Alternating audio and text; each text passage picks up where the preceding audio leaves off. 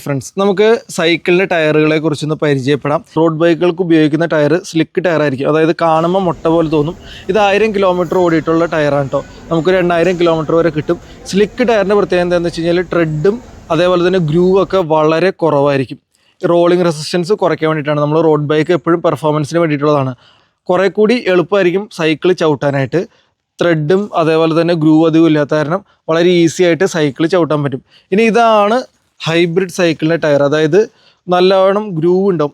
പിന്നെ ഈ ഒരു ടയറിൻ്റെ പ്രത്യേകത എന്താണെന്ന് വെച്ച് കഴിഞ്ഞാൽ മഴയുള്ള സമയത്ത് സൈക്കിൾ ചവിട്ടുന്ന സമയത്ത് ഈ വെള്ളത്തിൻ്റെ മീതെ കൂടെ ആയിരിക്കും ടയർ പോണേ. റോഡുമായിട്ട് ബന്ധം കുറവായിരിക്കും. അപ്പോൾ ഈ ഒരു ഗ്രൂവ് ഉള്ളതുകൊണ്ട് വെള്ളം ഈ ഗ്രൂവിൽ കൂടെ കടത്തി വിട്ടിട്ട് റോഡുമായിട്ട് സമ്പർക്കം വരും. അങ്ങനെ നമുക്ക് അപകടം പറ്റാനായിട്ടുള്ള സാധ്യത കുറയും. ഹൈബ്രിഡ് സൈക്കിളുകൾക്കും മൗണ്ടൻ ബൈക്കുകൾക്കും നല്ല രീതിയിൽ ട്രെഡും ഗ്രൂവും ഒക്കെ ഉണ്ട്. ഇനി ഇതാണ് മൗണ്ടൻ ബൈക്കിൻ്റെ ടയർ.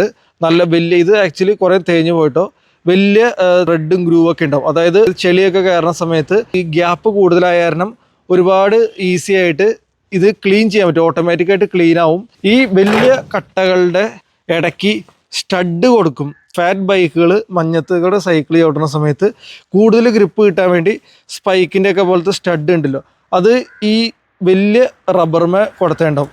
വലിയ ട്രെഡുമേ അതേപോലെ സ്റ്റഡ് കൊടുത്തേണ്ടാവും. ഇത് ആക്ച്വലി 5000 കിലോമീറ്റർ ഓടിയിട്ടുള്ള ഒരു എൻട്രി ലെവൽ റോഡ് ബൈക്കാണ്.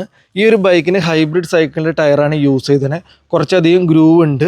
ഈ ഒരു സൈക്കിൾ എൻട്രി ലെവൽ ബൈക്ക് ആയതുകൊണ്ട് തന്നെ തുടക്കക്കാർക്ക് യൂസ് ചെയ്യാൻ വേണ്ടിയിട്ട് റോഡ് ബൈക്കിൻ്റെ ടയർ അല്ല യൂസ് ചെയ്തത്. കുറച്ചുകൂടി സൈക്കിളിന് ഗ്രിപ്പ് കിട്ടാൻ വേണ്ടിയിട്ട്. ഇനി ഇതാണെങ്കിൽ 1000 കിലോമീറ്റർ ഓടിയത്. കാണുമ്പോൾ നമുക്ക് മൊട്ടയായിട്ട് തോന്നുമെങ്കിലും ഇത് സ്ലിക്ക് ടയർ ആയതുകൊണ്ടാണ് ഇതിങ്ങനെ ഗ്രൂവ് അധികം ഇല്ലാതെ മൊട്ട പോലെ തോന്നുന്നത്. ഇത് നമുക്കൊരു 8000 കിലോമീറ്റർ ഒക്കെ കിട്ടും. റൈഡ് ചെയ്യുന്ന അനുസരിച്ചിരിക്കും കേട്ടോ. അപ്പോൾ അടുത്തൊരു